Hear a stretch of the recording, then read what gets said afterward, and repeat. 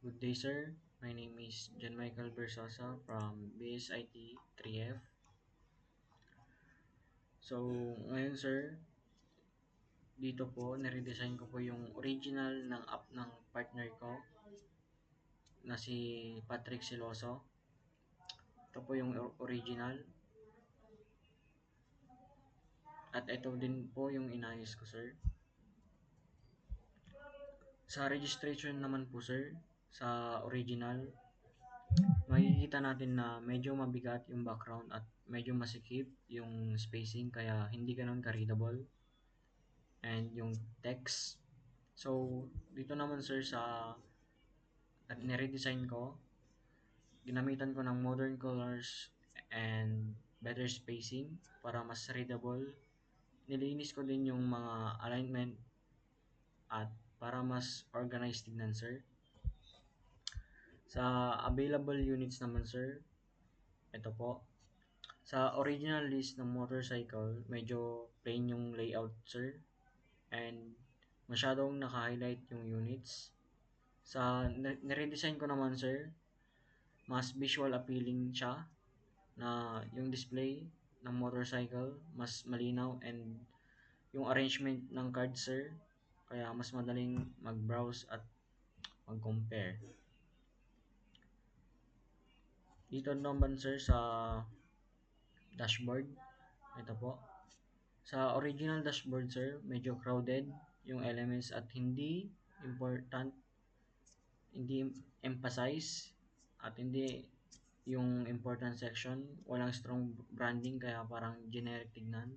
Sa nire-design ko naman sir, inayos ko yung spacing at navigation at para mas friendly sa user, nilagyan ko din ng proper branding para makita kung ano yung app na ginagamit. So, dito naman tayo sa login sir. Dito naman sir, um,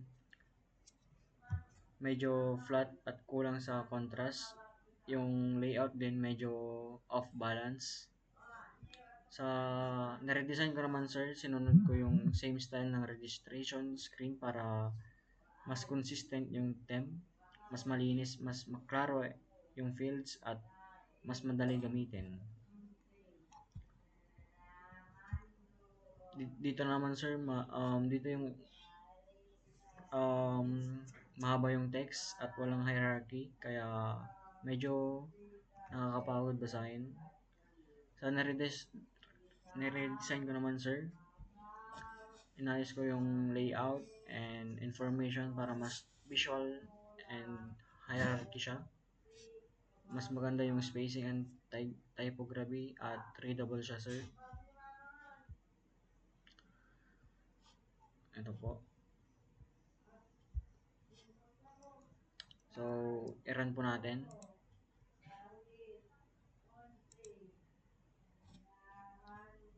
Pag pinindot natin yung login, pupunta siya sa dashboard and log out.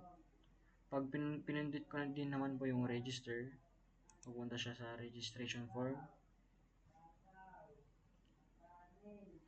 And pag naka-register ka na, pupunta ulit siya sa dashboard. Then, pag pinindot natin itong mga ratings, pupunta siya sa ratings. And pag pinindot natin itong motorcycle, pupunta siya sa available units. So, yun lang po sir. And thank you po.